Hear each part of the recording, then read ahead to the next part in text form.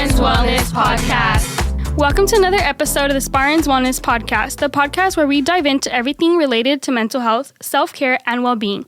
I'm Alyssa, and joining me today are my amazing co-hosts. Hi, I'm Emma. I'm Leah. I'm Alessandra. Today we have a very special guest, someone who knows a lot about supporting mental health in the school environment. Please welcome Carolina Gonzalez, our school's very own mental health specialist. Thank you so much for being here today. Hi, thank you for inviting me. As Emma said, my name is Carolina. I am the mental health specialist for Central Union High School. I work for Imperial County Office of Education, but my assignment is Central Union. I've been here since second semester of last school year, and I'm happy to continue to be part of Central, and I'll be here next year as well. We're excited to have you today. So let's start with the basics. Mental health is something we all know is an important topic, but also something that could be very overwhelming. Can you break it down for us? What actually is mental wellness? Yeah, that's actually a great question. Not everybody knows the definition of mental health or mental wellness. Just so everyone is aware, we all have mental health, just like how we have our physical health. So mental wellness refers to how we manage our emotional, our psychological, and our social well-being. It affects how we handle stressful situations, how we relate to others, and how we make choices, whether it's good choices or bad choices. And keep in mind that it's not about always being happy. We experience multiple emotions throughout the day, and that could include happiness, anger, lack of motivation, sadness. But it's, rather about having the tools and resources to cope with challenges in a healthy way. And when I mean resources, I'm also referring to internal and external resources. So internal meaning what we have inside, how resilient we are, how we manage our emotions. And external meaning our support, whether it's here at school or at home in our environment, our community. So as long as we have a healthy balance of both, our mental wellness should be okay. That's really insightful. I think a lot of times people think mental wellness means like never feeling stressed, which is not realistic. A lot of students don't always know what mental health resources are available for them on campus. Can you tell us what type of support is available for students here at Central? Sure. So here at Central, my main, focus would be individual therapy. And this individual therapy is just like any other therapy outside of school. The only difference is that we don't charge for the therapy. They're usually about 30 to 45 minutes.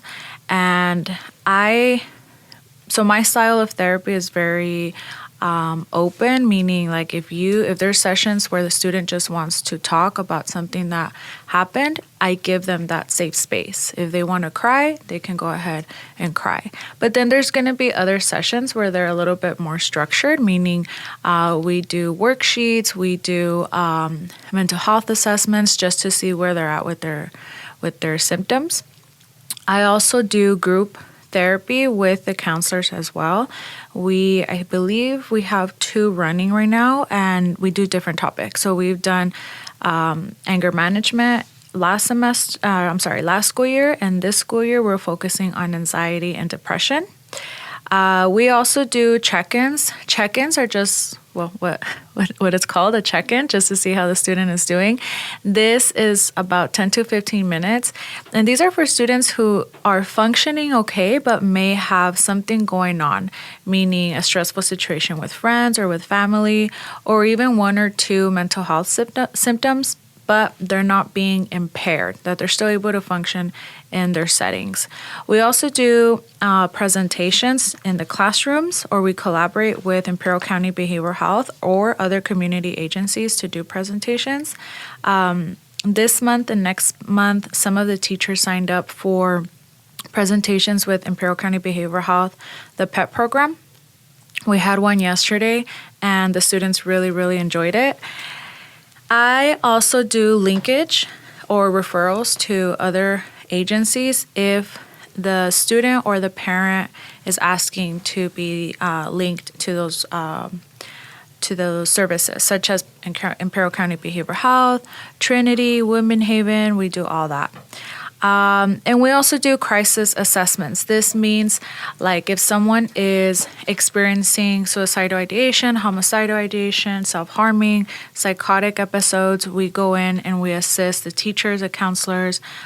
We collaborate with our school resource officers, and depending on the determination, we either implement safety plans, we refer them to Casa Serena at Behavioral Health, or we do further assessment to see if they need to be held on a 5150 hold by the SRO officer. That's when the services will be a little bit more intensive, just to keep them safe and others safe. That's really great to know. So for students who may not feel comfortable reaching out for one-on-one counseling yet, are there any other options where they can still access support or learn about coping strategies? Yes, so obviously with counseling, they also focus on the social emotional well-being of students. So if they don't feel comfortable coming with us where it's a little bit more of a long-term care, they can always go to counselor of the day whenever they're struggling. They can also go to the well, which is located in the library. They have different coping tools that they can use, or even just spending 5-10 minutes there and having your own space and not being around students or teachers. That's pretty helpful. We also have the Soluna app, that's SOLUNA, in English and in Spanish. It's an application throughout the state of California only for youth up to age 26, I believe, and they provide a lot of support. Everything is monitored, so nothing harmful will be released into the chats. But you can also get support, individual support as well. Now, if you're really, really struggling, meaning you have thoughts that are harmful, it can be harmful, I highly encourage texting the number 988. I believe you can call it as well, and that's a suicide hotline for everybody. And then we have the Trevor hotline. That's for the LGBTQ youth suicide hotline. You text 678-678. You text the word START, and then they'll provide support through there. Yeah, I'm glad you actually mentioned the Soluna app. I think we did do a post about that one time. So it is a free mental health app, like you said, throughout California for 13 to 25-year-olds. So it's like confidential if it's for one-on-one to talk to coaches and explore the tools. And it's like, I think it's just as simple as doing a check-in. I downloaded it on my phone just to like see, because I wasn't going to inform the Instagram about it without checking it out first. But yeah, I do like the Soluna app. And also the hotlines as well. We've mentioned a few of those on our Instagram. Well, I think it was the same post. So yeah, make sure to check those out if you guys are feeling a little bit anxious about talking to somebody at school. This is fully confidential. And yeah. And keep in mind that all these resources, but in particular the Soluna app, it's all free and confidential, as Alyssa mentioned. I know some students worry if they have to input like their insurance, or if they have to call their parents, if they need credit card. None of that is asked. The only thing is that they might ask for an address, and that's for safety purposes. But other than that, all these services are completely free. It sounds like there's a lot of effort here at Central for the well-being of students. If students wanted to access some of these services, how do they get started? So you guys can, or the students can approach any school staff member. They've all been trained, or at least are aware of our services, the mental health services here at school. And I'm talking about everybody. So the security guards, the secretaries, the teachers, obviously admin, they're all aware of who I am and how to reach me. But specifically, you guys can go to the counseling department. They're the staff that we have the most contact with, either by scheduling an appointment with them or going in for the counselor of the day, and they'll connect you. They'll submit a referral to me. If it's an emergency, meaning you are struggling with harmful thoughts, then we'll try to accommodate the student and meet with them as soon as possible. But I can also be reached through my email, which is icoecgonzalez@mycuhsd.org. email me and let me know, hey, I would like to meet. I'm struggling with some things, and then I will make an appointment to meet with a student. Or you can also go look for me. I'm located in the Career Center in the library. So the Career Center, once you enter the library, instead of going left, you go to the right and you will see some offices. You go in there, and I am the second door in the Career Center. If I have the door locked, that means I'm working on a project or I'm with the student. So you can always let one of the ladies know that you wanted to meet with me, and they'll write your name down, and I will pull out the student as soon as possible. Yeah, so if you guys are afraid of reaching out, you guys can text us on our Instagram or look at the resources that we have posted on there and our links in our link tree, because we have a few things there. I believe we have the Saluna app and we have the Be There certification. So the Be There certification would be if you're trying to figure out how to help someone, like a peer, a family member, something of that sort. It's so helpful to have all these options available. For students who may be hesitant to reach out, do you have any advice for overcoming this fear of asking for help? Yes, so hopefully everybody has that one person they trust, and that could be a parent, it could be a friend, neighbor, cousin, somebody here at school, the counselor.